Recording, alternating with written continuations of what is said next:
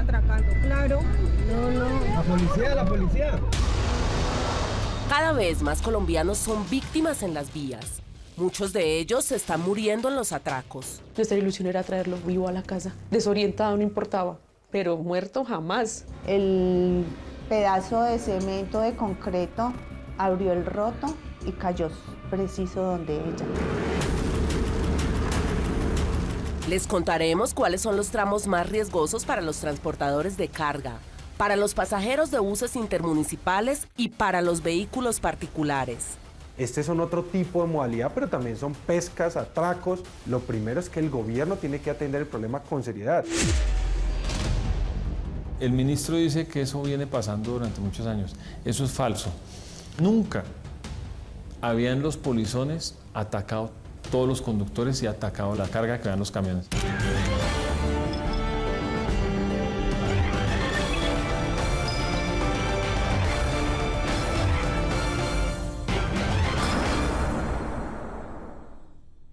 Buenas noches. Algo muy preocupante está ocurriendo cada vez más en las carreteras del país. Delincuentes interrumpen el paso de los vehículos, tanto particulares como buses de servicio intermunicipal, e incluso camiones y tractomulas, para robar a sus ocupantes o la mercancía que llevan en el interior, quedarse con los automotores y en algunos casos agredir y asesinar a ciudadanos inocentes. El primer caso que les mostraremos ocurrió a la altura del puente de Todos los Santos, cerca de Buga, en el Valle del Cauca, en donde una arquitecta de 28 años perdió la vida en medio de un intento de asalto al vehículo en el que viajaba con su novio. Hoy sus familiares no solamente lamentan su muerte, sino la impunidad que caracteriza su homicidio. Así comienza la investigación de Paula Bermúdez. ¿Inseguridad en las vías?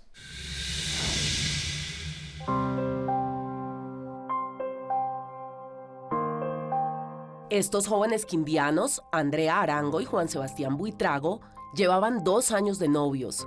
Estaban enamorados.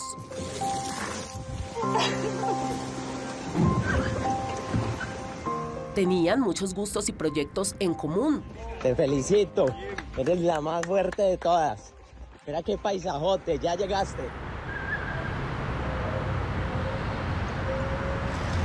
En abril de 2023 decidieron irse a vivir juntos a Cali, la ciudad en la que Juan trabajaba como ingeniero y en donde Andrea, esta arquitecta de 28 años, había logrado conseguir un nuevo empleo. En diciembre ya tuve unas primeras entrevistas en una constructora en Cali y empezamos a buscar trabajo para ella en Cali. Este año se aceleró todo nos empezó a salir súper bien.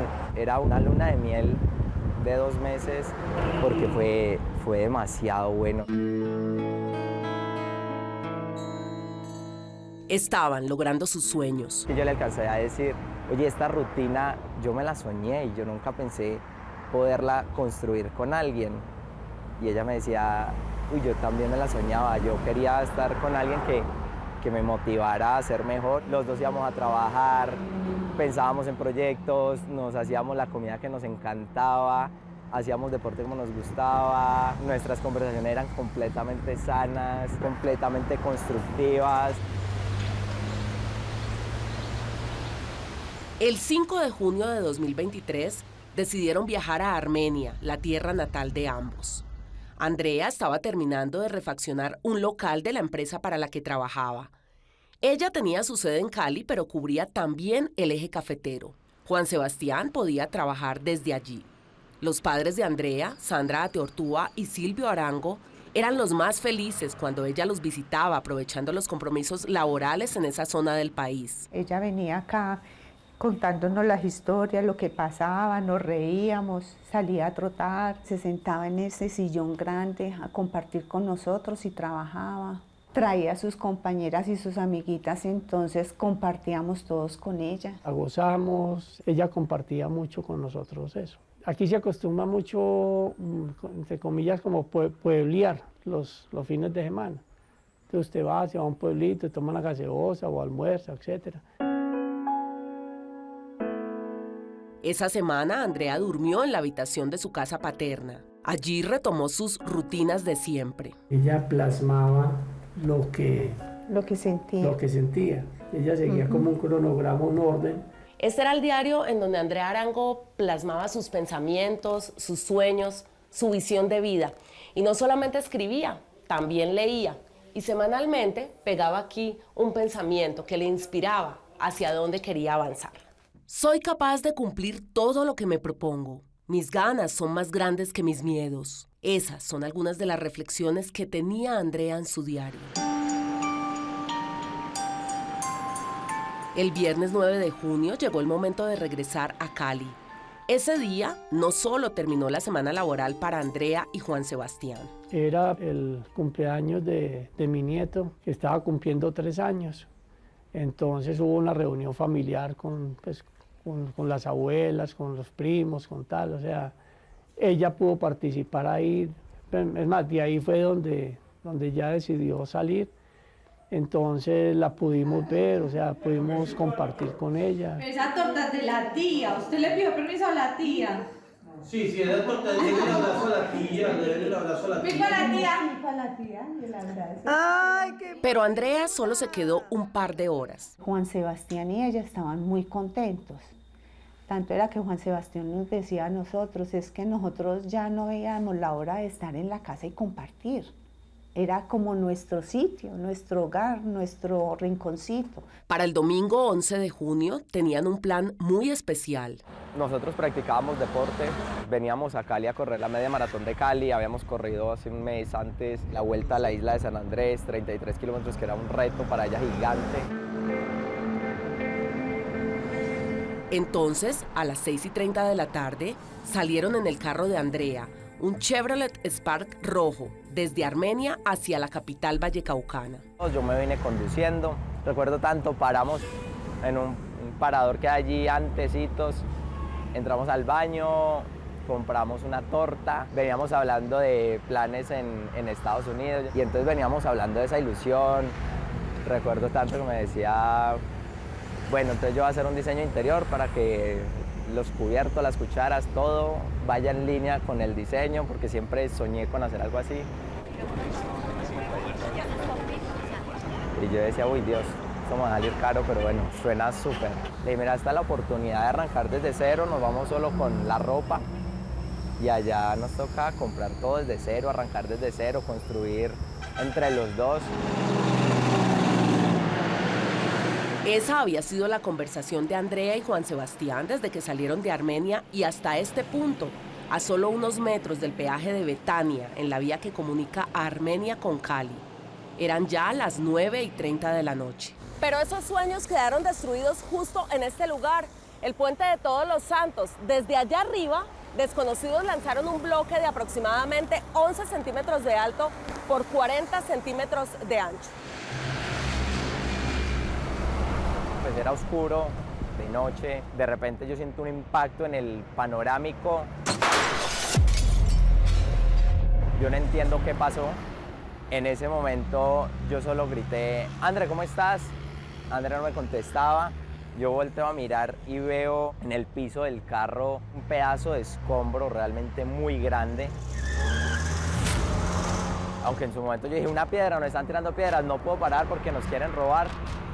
André, ¿cómo estás? André, ¿cómo estás? No me contestaba. Yo intenté acelerar lo más que pude. Yo dije, tenemos que parar como donde haya luz. Llegué hasta el peaje está creo a 1 kilómetro de acá. La veo a ella inconsciente y le grito de mil maneras, André, por favor, contéstame, ¿cómo estás? No me respondía. Llegué al peaje. En ese momento había una patrulla de la policía. Me parqué justo al lado de la patrulla. Me bajo, les grito, les pido auxilio, les digo, nos tiraron una piedra, mi novia no me responde. La ambulancia llegó al minuto porque había una ambulancia, supongo, como disponible ahí en el peaje. Se parquea ahí al lado, en ese momento ella vomita, me dice, no puedo respirar.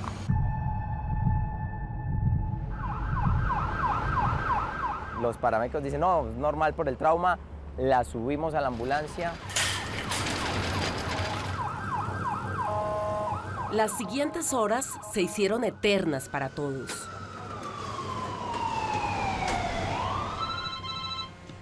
tipo 9:30, cuando sonó el celular, el de mi señora, ella lo contestó, me dijo que a Andrea le habían golpeado con una piedra. Nos fuimos ahí mismo. El viaje es complicado porque es un viaje que por estar cerrado el puente eran casi 2 horas más y usted en la mente pensando qué pasó, cómo la va a encontrar. Cuando ya llegamos a Buga, Juan Sebastián salió de urgencias. Él era pálido, él no sabía ni qué expresar ni qué decir. Nos abrazamos, nos pusimos a llorar. Y ya subimos al sitio donde estaban operando a Andrea. Habían 2 señoras allí sentaditas, nosotros pues con la angustia y llorando. Y le pregunto yo a las señoras, ¿ustedes vieron a la joven que acabó de entrar? Me dijo, sí. ¿Y yo cómo la vieron? Muy mala, estaba muy malita, estaba pálida ya. El objeto que entró por el panorámico golpeó el pecho y abdomen de Andrea y le causó una hemorragia interna. Y a pesar de que, según su familia, fue operada varias veces, 4 horas después, a la 1:30 de la madrugada del sábado 10 de junio, su corazón dejó de latir. Cuando sale el médico, nos llama, Silvio, Sandra, Juan Sebastián, nos fuimos para donde él. Cuando nos dice, hicimos todo lo posible.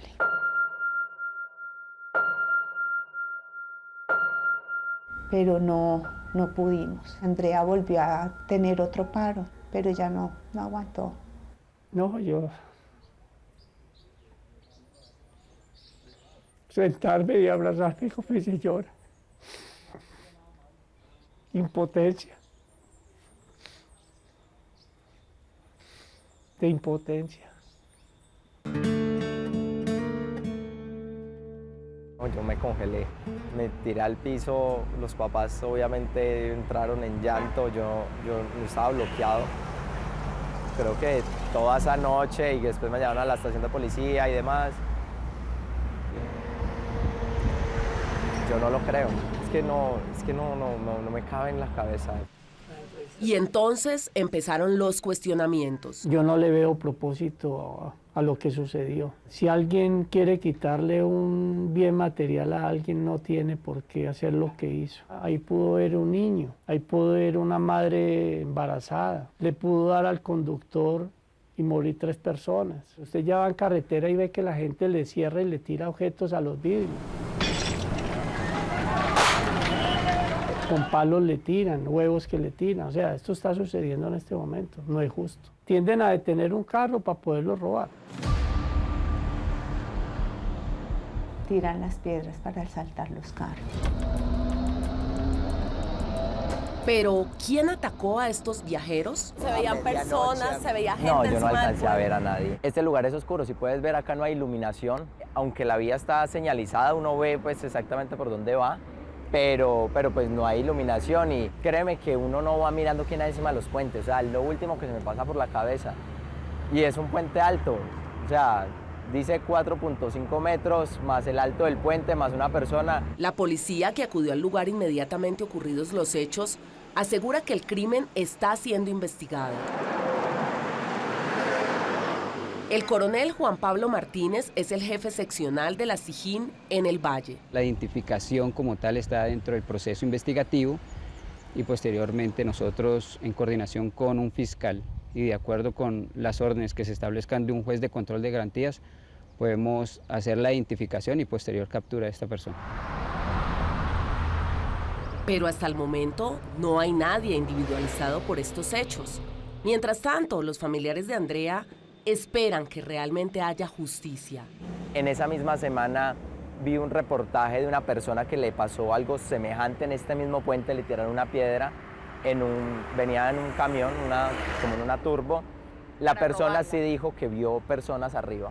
Eso fue el día antes, según el reportaje y según entiendo, puso la denuncia, pero no hicieron nada, no hubo nada, no pasó nada allí. Ya cuando había pasado lo de Andrea, un señor en un noticiero que salió dio la entrevista de que el día 7 de junio había tenido el mismo suceso de lo que le había pasado a Andrea. El miércoles 7 de junio, la ruta Itagüí-Yumbo, pasando en este sector del puente de Todos los Santos, tipo 9:25 de la noche, fue impactado por una piedra tipo escombro, en ese mismo sitio donde fue asesinada la arquitecta.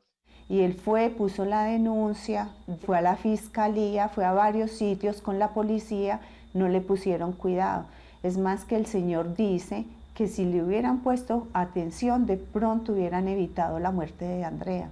Entonces nosotros eso es lo que queremos, que no vuelva a pasar lo que pasó con Andrea. Un propósito de los que se da con Andrea es precisamente esto, divulgar estos casos, porque pensamos lo mismo, que esto no le vuelva a pasar a ninguna otra familia en Colombia. Pero la percepción que tiene la familia de Andrea es que la impunidad es un común denominador en estos casos. Creen que este tipo de atracos generalmente se cometen en zonas rurales y en carreteras donde no hay autoridades, lo que según ellos les permite a los asaltantes huir y pasar desapercibidos. Con ellos, con los del numeral 767. El coronel Óscar Andrés Lamprea, director de Tránsito y Transporte de la Policía, se comprometió a que no será así. ¿Qué decirle a las víctimas y concretamente a los familiares de quienes han perdido la vida en las vías por cuenta de estos ataques? Que no vamos a descansar hasta tanto resolvamos y sean esclarecidos cada uno de estos casos. Nuestra seccional de investigación criminal tiene todas las capacidades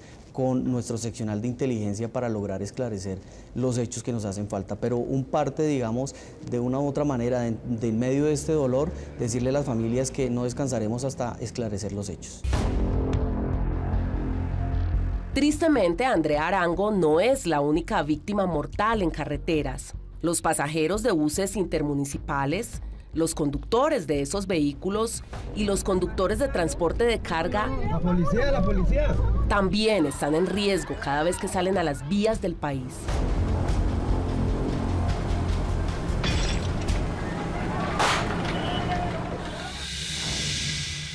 Según expertos en el tema, es preferible viajar de día. Si puede irse al tiempo con otros vehículos, es decir, en caravana, mucho mejor. Únicamente pare en lugares comerciales que estén iluminados y en donde haya gente. No suba a desconocidos y esté alerta a cualquier situación anormal para reportarla en el peaje más próximo o a las autoridades que estén en la vía. A partir de este momento puede opinar con el hashtag numeral vías. Regresamos. ¿Cuánto tiempo permaneció él dentro del bus? Aproximadamente, desde el momento que empezó el atraco, fueron aproximadamente 10 minutos.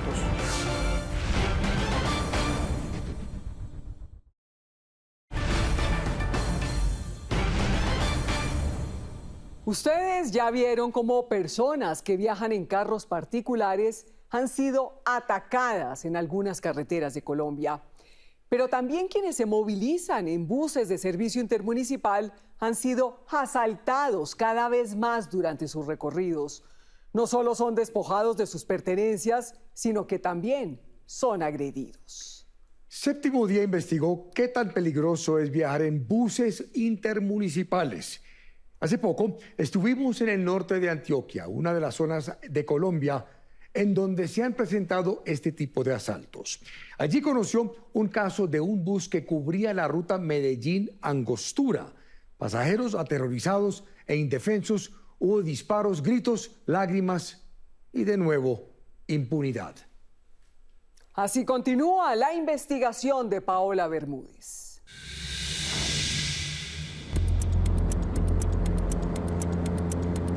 24 de marzo, estos medios de transporte público venían vendiendo mis dulces.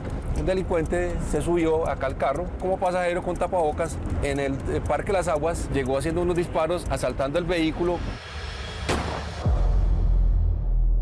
Disparos no muy diferentes a los que se han visto en varias carreteras del país prácticamente todas las semanas. Como estos que tienen atemorizados a conductores, pasajeros y viajeros en general. Diego Alfonso Alvarino sobrevivió para contarlo. Las galletitas, las cocaditas muy ricas, muy deliciosas las cocaditas a un precio asequible. El 24 de marzo, mientras viajaba en el bus que cubría la ruta Medellín-Angostura, él y otros 11 pasajeros fueron sorprendidos por un hombre armado que se montó al vehículo para atracarlos. Duván Aristizábal iba conduciendo el bus ese día. En el momento que se escucharon las explosiones, yo pienso que se me estallaron las llantas y empiezo a reducir la velocidad y a orillar el vehículo. Cuando siento que me grita alguien, el conductor siga, el conductor siga. Lo que les ocurrió a ellos no es muy diferente a lo que han padecido decenas de colombianos en diferentes vías del país. Como en este caso ocurrido en la vía Bogotá-La Vega, el 5 de julio de 2023, en donde los ocupantes del bus intermunicipal que transitaba por la calle 80, saliendo de la capital colombiana, se vieron sorprendidos por desconocidos que con arma de fuego y cuchillo en mano abordan el vehículo en algún punto de la vía. Yo venía pasando, él puso la mano, yo me orillé y lo recogí como cualquier pasajero. ¿Y se subió sin levantar ninguna sospecha? Sin levantar ninguna sospecha. Se dirigió hacia la parte de atrás del bus, se sentó en el puesto que estaba libre y yo continué mi ruta normal. Casi a diario vemos en los noticieros imágenes como esta, donde un hombre armado se sube en un bus de Barranquilla para intimidar con arma de fuego a conductor y pasajeros. Un hombre que se subió en Malambo encañonó a los pasajeros. O como esta, de un asalto ocurrido el 14 de abril de 2023 entre Malambo y Palmar de Varela en Atlántico, en donde los 11 ocupantes del bus fueron atracados. En este caso se trató de un solo hombre, que con arma en mano logró asustar a todos los ocupantes que iban en la ruta. Él se para en la parte de atrás del bus donde estaba sentado, porque él estaba sentado en la última silla, hace un disparo hacia la parte de arriba del techo del bus, el cual impacta en unos protectores del aire acondicionado y hace otro disparo hacia la parte de adelante. Con esos tiros consiguió su objetivo. Pues fueron asaltados en los buses. Así como estos hombres también lograron robar a todos los pasajeros del bus intermunicipal,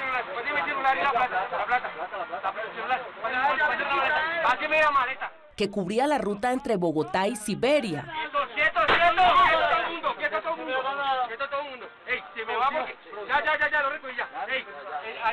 Todo el mundo entregó las pertenencias.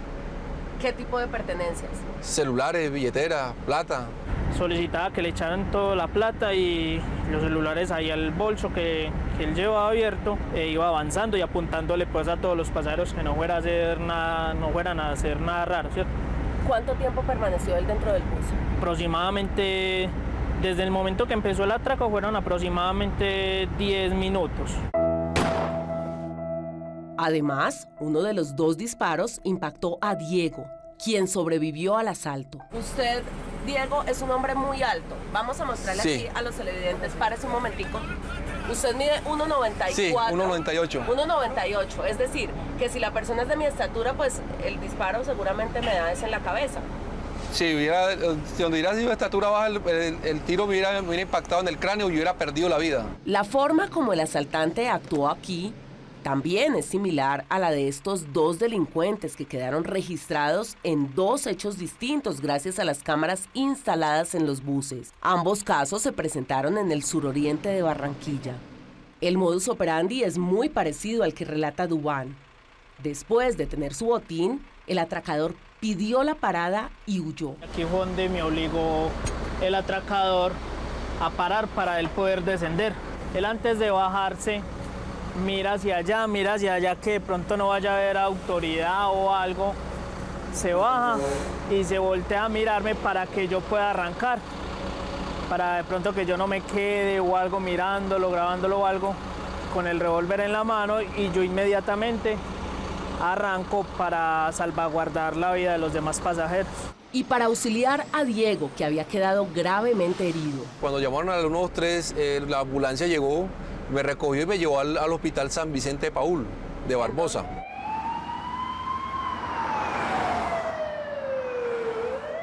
Diego pudo recuperarse unas semanas después. Yo puse la denuncia, pero la denuncia está en proceso. Hasta ahora, afirma, no ha recibido ninguna respuesta. Como también lo aseguran los familiares de Andrea Arango Ateortúa, que fue asesinada en medio de otro asalto de carretera mientras viajaba con su novio en carro particular entre Armenia y Cali. Este asalto tampoco quedó registrado en video. No hubo un testigo diferente a los atemorizados pasajeros del bus, que no lograron grabarlo y que solo hicieron una pequeña descripción. Era como de estatura de unos 70 más o menos, era un poco trozo, venía con tapabocas, él venía como en camisa manga corta, él venía de cachucha. ¿Qué le pide usted a las autoridades? ¿Cuál es su llamado y a quién? Que se investigue y que no haya impunidad, que haga más operativo en las vías, se ha disparado mucho la inseguridad. Pero no solo es percepción. La inseguridad que deben afrontar los viajeros es real, según indica Samir Echeverry, director ejecutivo de ATPA, Asociación de Transportadores y Pasajeros de Antioquia. Hemos tenido dificultades con quema de vehículos, con amenazas a nuestros conductores y en algunos casos han habido atracos masivos para nuestros vehículos donde han hurtado sus pertenencias a nuestros conductores, celulares, los producidos, asimismo con los pasajeros. En los últimos 12 meses hemos tenido un total de 12 atracos. En estos mismos atracos hemos tenido homicidio a 2 conductores. A nivel nacional, la situación no es más alentadora. José Yesir Rodríguez es el presidente ejecutivo de la Asociación para el Desarrollo Integral del Transporte Terrestre. Según él, este tipo de asaltos a conductores y pasajeros de buses intermunicipales se incrementó en al menos un 30%. En el país en el último año más de 500 denuncias formales, pero consideramos que de pronto puede existir otro tanto de hechos que no se denunciaron ante las autoridades. Su agremiación también identificó las rutas más críticas para quienes se movilizan por tierra en transporte público de pasajeros. En Antioquia, la vía Medellín-Bolombolo, tenemos también la vía Medellín-Santuario, Medellín-Yarumal, y aquí en Cundinamarca también se presenta frecuentemente asaltos a los vehículos. En el caso de Facatativá-El Rosal, en el caso de Facatativá-La Variante y muchos casos entre Tenjo y Cajicá. Hay varios reportes. De igual manera en el norte, entre Sopó y Zipaquirá, tenemos reportes en el Quindío, entre Armenia y Montenegro. Y también la vía Cartagena-Carmen de Bolívar y en Santander, la Ruta del Sol que comunica a Bucaramanga y a la costa norte, así como la carretera entre Barrancabermeja y La Fortuna y San Alberto. ¿Qué situaciones o circunstancias favorecen este tipo de conductas delictivas? La infraestructura vial. Cuando hay, por ejemplo, mal estado de la vía, el vehículo tiene que frenar, tiene que detenerse y en ese momento aprovecha este tipo de delincuentes para subirse al vehículo y asaltarlo. En el momento en que llega una parada, recoger a algún pasajero, que aprovechan como sitios de parajes demasiado oscuros de las vías y sitios donde no entra la señal. Circunstancias que saben aprovechar muy bien los atracadores, así como quedó registrado por diversas cámaras en todos estos casos. A pesar de la preocupante situación, el gobierno nacional ha sido indiferente, según los gremios. Estamos pendientes de una mesa para analizar todo el tema de seguridad. ¿Quién debe dirigir esa mesa? El ministro de Defensa, coordinado con el ministro de Transporte. ¿Y qué les han dicho ellos? Hasta ahora no se ha establecido esa mesa. Un hecho que cuestionan los senadores David Luna y Paloma Valencia. Son los conductores colombianos los que están pidiendo a gritos seguridad. El gobierno del presidente Petro y su ministro de Transporte ni siquiera lo recibe, mientras que sí recibe a los grupos al margen de la ley, a los que les hace concesiones, a los que les permite que en las carreteras delincan. Es muy grave que un gobierno decida que tiene paciencia para hablar con los violentos, pero no puede hablar con los gremios del transporte. A uno a veces le da la impresión de que el gobierno tiene como política dejar que los violentos dominen el territorio. Mientras tanto, el único funcionario que, según los transportadores, les pone la cara es el coronel Óscar Andrés Lamprea, director de tránsito de la policía. ¿Cuál es el compromiso de la Policía de Tránsito y Transporte frente a toda esta situación del país? Seguimos trabajando y articulados con las diferentes autoridades, la Fiscalía, Ejército Nacional, la Armada Nacional, y venimos trabajando de la mano con todos los transportadores para con ellos tratar de solucionar los inconvenientes que se están presentando sobre los diferentes corredores viales. Una tarea importante que no es suficiente según los gremios.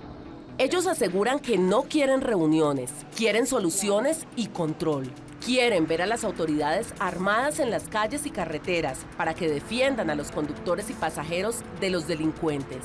Piden una policía que no esté maniatada y que pueda actuar como en otros tiempos.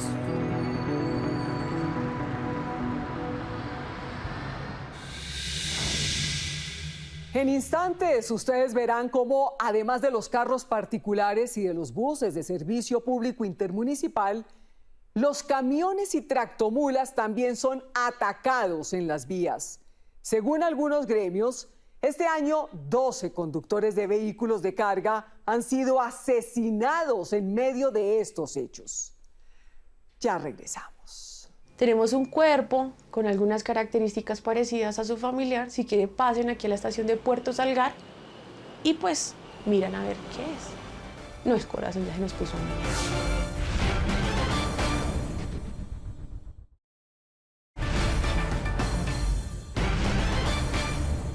Los conductores de vehículos pesados como camiones y tractomulas tampoco se han salvado de la inseguridad en las carreteras de Colombia. Por el contrario, han sido de los más afectados, según reportan los gremios de transportadores.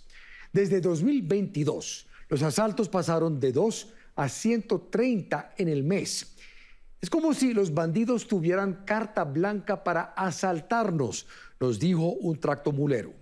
Y lo más grave, en algunos casos, los atracadores no solo se contentan con robar los vehículos, sino que terminan asesinando a sus conductores.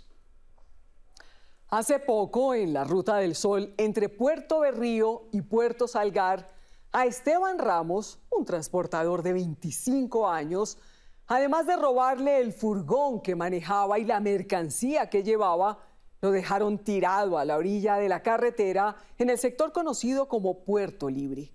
4 días después, sus familiares lo encontraron muerto. ¿Por qué está pasando esto en nuestras carreteras?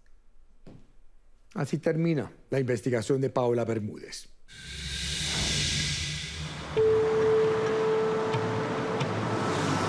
El martes 4 de abril de 2023, Esteban Ramos, este joven transportador bogotano, hacía uno de sus acostumbrados viajes de trabajo.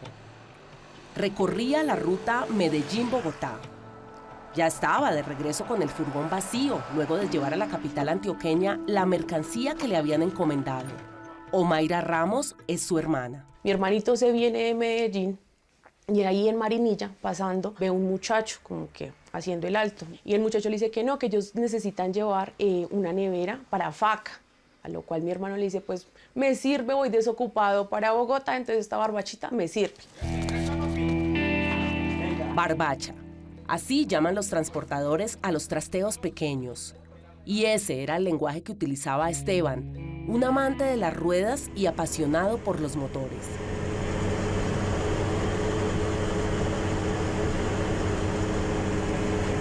Tenía 25 años y desde hacía 6, recién cumplió la mayoría de edad, viajaba por Colombia en vehículos de carga pesada. Si era con tema de camiones, pues allá primerito iba a estar. Y decía falta de amores que suenen los motores. Amaba sus camiones. A las 3 de la mañana, un muchacho, un adolescente, ya pasado de tragos, hizo un escándalo. Era hijo de Daniel Ramos, también transportador de carga, con quien tenía la costumbre de reportarse frecuentemente en todos los viajes. Desde por allá, Cucho, ¿qué está haciendo? A la hora que fuera. ¿Ya almorzó? ¿No ha almorzado? ¿Para dónde va? ¿Qué está haciendo? Eso todos los días con él nos hablábamos. Ese día todo parecía normal. Yo lo llamé, le dije, hijo, ¿dónde está? Dijo, padre, yo me encuentro aquí en Puerto Triunfo. Me paré a tomar agüita. Le dije, hijo, hágale porque ese punto por ahí es algo como peligroso. Lo único que me dijo, padre, recuerde que yo a usted lo quiero y lo amo mucho. Pero una hora después, en el lugar conocido como Puerto Libre, algo extraño ocurrió. El vehículo ya no podía ser ubicado. Este fue el último punto desde donde el GPS del furgón que manejaba Esteban envió señales a su empresa. Eso fue el 4 de abril, aproximadamente a las 9:45 de la noche. Desde ahí se perdió completamente el rastro.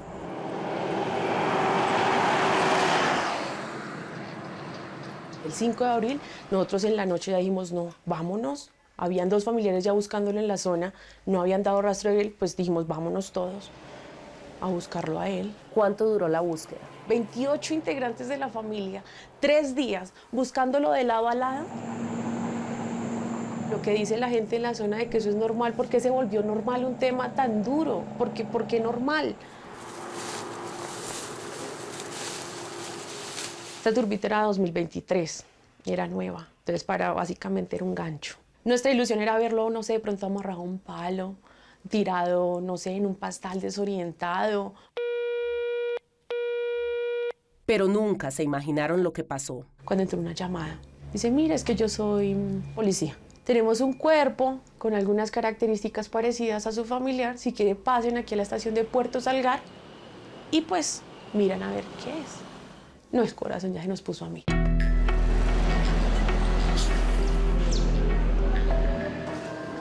La patrullera Alejandra Peña, de la policía de Cundinamarca, es investigadora en el caso. Lo encontramos 3 días después, en el kilómetro 64, ya en completamente descomposición de su cuerpo. ¿Cómo advierten la presencia de ese cuerpo allí al borde de la carretera? Una ciudadana informa a la policía que hay una persona cerca de la carretera, en una zona boscosa. Este es el punto exacto en el que, según la policía, encontraron el cuerpo de Esteban Ramos. De acuerdo con el informe que le entregaron a la familia, no presentaba signos de violencia, tampoco heridas, con arma cortopunzante o con arma de fuego. Me dijeron, venga, mira aquí los tatuajes. Y ellos me mostraron el celular. Y yo saqué el mío y los comparamos. No había que hacerle, 100% era mi muchacho. Tatuaje que era grande acá, que decía, mi familia, llevo conmigo el ejemplo de mi padre, el amor de mi madre, la compañía de mis hermanos.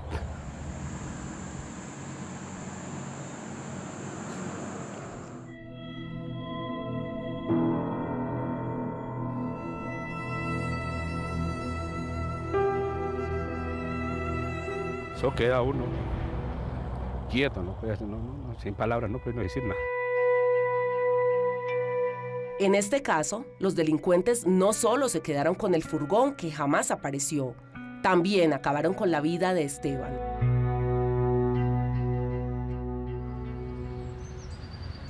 Alfonso Medrano es el presidente de la Asociación Colombiana de Camioneros. Nos están matando a nuestros conductores, que es la esencia del transporte en Colombia. Llevamos 12 conductores muertos, 12 viudas, quién sabe cuántos huérfanos. 12 conductores asesinados en las vías en medio de los ataques el último año, frente a 2 del 2022, de acuerdo con las estadísticas de los gremios. Un 500% más. Así como el ataque que sufrieron Andrea y Juan Sebastián en su carro particular, y como los atracos que enfrentan decenas de pasajeros y conductores de buses de transporte intermunicipal en Colombia. No se meta para allá, papá, están tirando piedra. Vea, la pusiste a cortar así como le volvieron el panorámico aquí en la cemento. Mire la piedra. Vea. Mire cómo la volvieron, la buceta.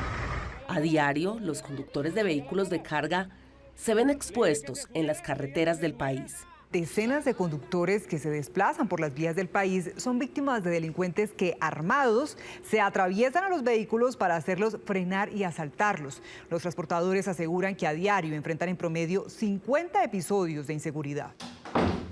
El representante a la Cámara, Duvalier Sánchez, señala que las cifras son preocupantes. Pasamos de 12 eventos de este tipo al mes, y según la Federación de Transportadores de Carga ya van en más de 130 al mes. No podemos volver a esos oscuros días donde habían las denominadas pescas milagrosas. Este son otro tipo de modalidad, pero también son pescas, atracos. El gobierno tiene que atender el problema con seriedad. Pide especial atención en las carreteras identificadas por el gremio transportador como las más peligrosas. La vía entre Barranquilla y Santa Marta, la vía entre Medellín y Chocó, la vía de la Ruta del Sol y por último de la vía que va del Valle hacia Buenaventura, que es el principal puerto de Colombia.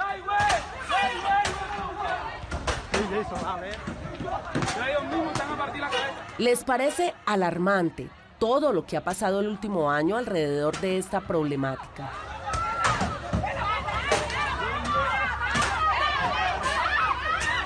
Alfonso, ¿a cuánto ascienden las pérdidas en el 2023? El sector transporte ha perdido más de 800.000 millones porque nos han robado las cargas, nos han hurtado las autopartes de los vehículos, nos han hecho volcar. Se aumentó el 100% porque es que antes no había, ¿sí?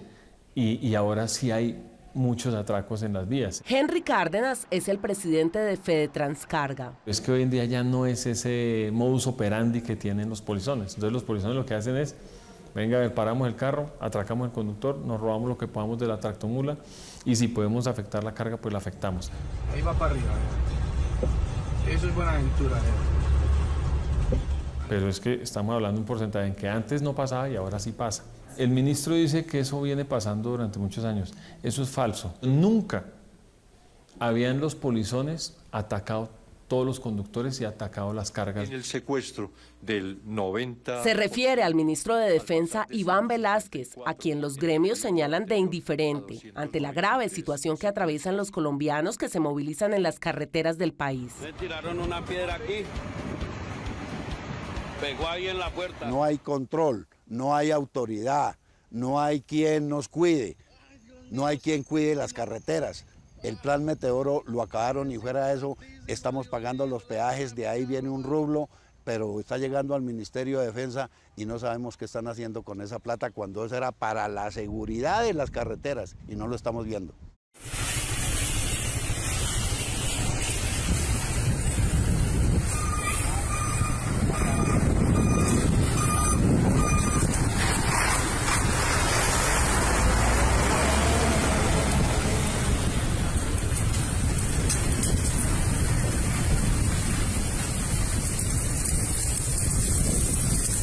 La senadora del Centro Democrático, Paloma Valencia. Yo siento que el gobierno se le ha olvidado para quién debe gobernar, y él debe gobernar para quienes transitan en las calles, debe gobernar para los transportadores, para los camioneros de Colombia, para los ciudadanos, para su fuerza pública. Pareciera que estuviera dedicado a gobernar para los violentos. Varias fuentes le dijeron a Séptimo Día que la policía dice en voz baja que pudiera hacer más si el gobierno los dejara, pero que la política actual contra el crimen no es tan severa como lo fue en otras épocas. A la policía lo que le está pasando es que está maniatada, que el gobierno tiene que optar por una solución de autoridad.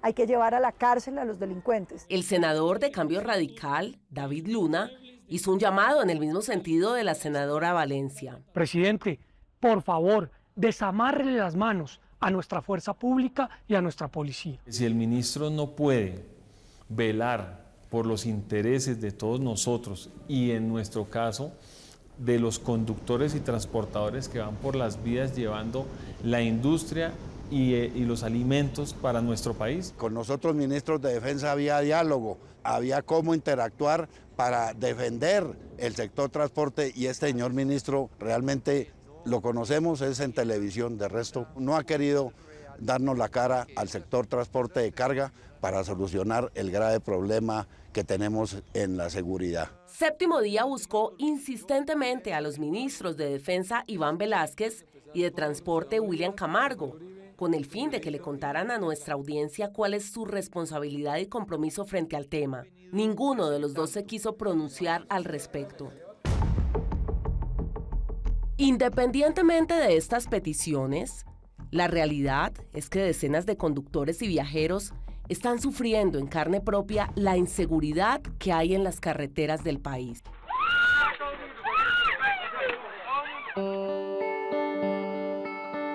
Y peor aún, muchas familias en Colombia, como las de Andrea Arango Ateortúa y Esteban Ramos, hoy lloran a sus seres queridos a quienes han tenido que despedir en medio de la impotencia de reconocer que un delincuente les arrebató la vida. Muchacho, que era la alegría de la familia, vea pendiente de todos nosotros. No es algo que no se le desea a nadie.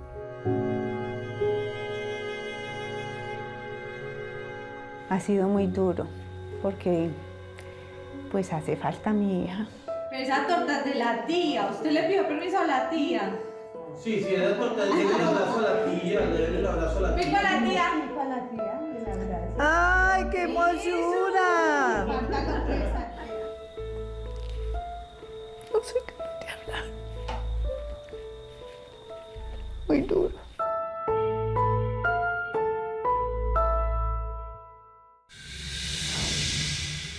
Según las autoridades, una medida de prevención muy importante que también deben tener en cuenta los viajeros es no detenerse en ningún momento en caso de recibir algún ataque en la vía. Si un extraño le tira objetos o le pincha una llanta, continúe la marcha hasta un lugar seguro que puede ser una estación de gasolina, un restaurante, un peaje. Solo en esos lugares podría parar para verificar los daños que le causaron. También puede comunicarse con el numeral 767 de la Policía de Tránsito y Transporte en cualquier momento en que necesite ayuda o cuando quiera hacer una alerta sobre algo que esté pasando en las vías nacionales. Ahora un avance de lo que les tenemos preparado para el próximo domingo, en Séptimo Día. Lo único que me acuerdo es que el perro miró fijamente a mi bebé. El perro estaba sentado y se le abalanzó. Yo lo único que vi es que se le avanzó la niña. Yo cogí a la niña, el perro me la tenía duro y ya el segundo yo lo que hice fue jalarla. Hay algo que tiene atemorizados a algunos vecinos en Colombia. Es el aumento de los ataques de perros en el país. Pues no me dejaron acercarme a él. La última petición que quería era acercarme. No le iba a tapar porque pues me dijeron que no, que era peor, que lo viera como él había quedado. No me dejaron ni acercarme a él. Y el fenómeno está dejando cada vez a más colombianos heridos en los hospitales y familias destruidas. Y el cirujano le dijo a mi esposo que ese perro le había destrozado la cara a la niña y que él iba a hacer todo lo posible por arreglarle la azucarita a la niña. Estos ataques de perros podrían haberse evitado si sus dueños hubieran cumplido con la normativa. Definitivamente no, doña Lady. Prefiere no salir. A contarnos eso, que usted fue la que se enfrentó al perro. Pues que finalmente usted fue la que salvó a la niña. Es que lo que pasó, ya.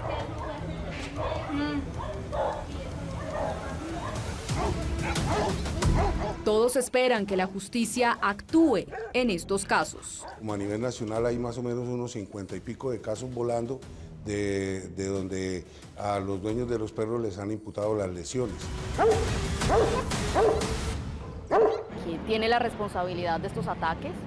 ¿Qué ha pasado con el tenedor de estos animales y en qué van las investigaciones de la justicia? Toda esta investigación ustedes la pueden ver el próximo domingo, aquí en Séptimo Día. Si tiene una historia que contar o una denuncia que hacer, escríbanos en la dirección que aparece en pantalla. También me pueden escribir a mí, la dirección también aparece en la pantalla. Si quieren revivir el capítulo completo, lo pueden hacer a través de www.septimodia.co o en nuestro canal de YouTube, Séptimo Día Caracol. Gracias por acompañarnos. Nos vemos aquí el próximo domingo en Séptimo Día.